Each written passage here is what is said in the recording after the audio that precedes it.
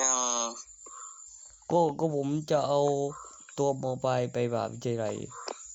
ผมต้องเอาหลักฐานก่อนสองตัวเจ้าตอนสมัยนั้นแบบว่าสาม คือผมนั่งอยู่ข้างบนบอกว่ามันเสียงปืนมาถึงเดี๋ยวมีการ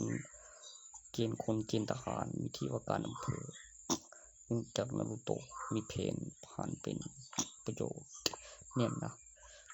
เอกสารสำคัญ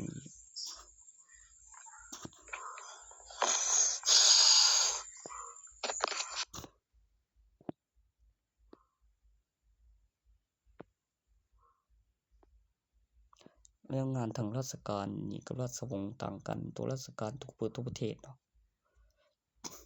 ต้องขึ้นเอกสารให้เจ้าหน้าที่ตำรวจตั้งแต่โตมาผมก็ว่าเวียนทานกับตำรวจเลย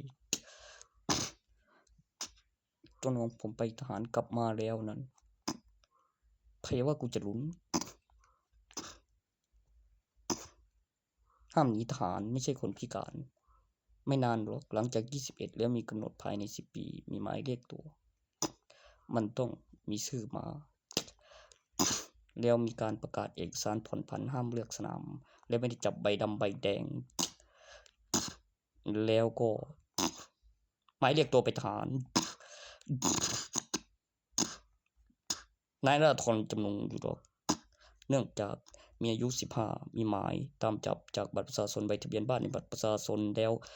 บัตรประชาชนอายุ15ยังสูงไม่ถึงยังไม่มีหลักฐานแล้วถ่ายใบใหม่อีก1 ใบสูงถึงมีหลักฐานมีหมายไม่ใช่คนพิการต้องไป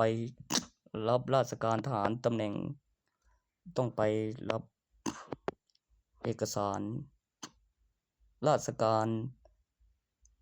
ตำแหน่งทหารผ่านฝึกใบเกียรติยศคือตัวห้ามหนีทหาร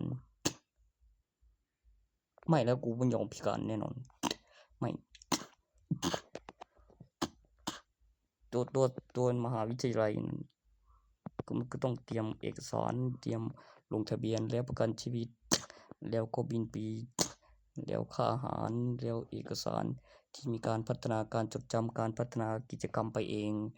แล้วก็การคำนวณผลฟังผลกล้องวงจรตรวจร่างกายแล้วเงินเดือนเกณฑ์คนกำหนดเวลาแล้วมีเงินสดแล้วมีเงินตัวเลขว่าให้เชื่อถือแล้วมีเอกสารเซ็นแล้วมีว่างปี 1 ปี 2พอมีค่าบำรุงรัฐบาลมีเงินเดือนก็ได้ขายต่อจากมัธยมปลาย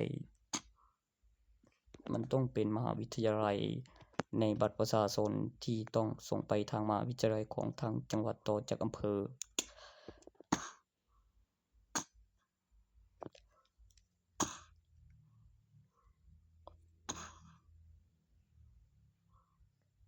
พวกในที่บรรจุแล้วรู้เรื่องเงินเดือนแล้วก็ทุน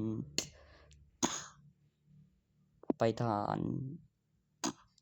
แล้วก็มีวันหยุด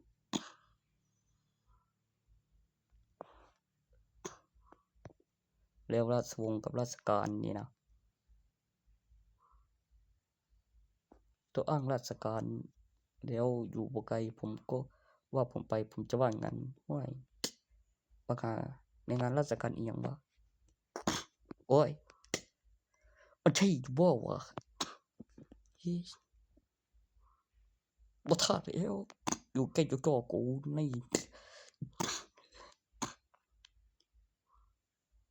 กูจะไปเลยก็บ่ได้เว้ยแอบใส่วะตัวมันอ้างราชการนั่นมี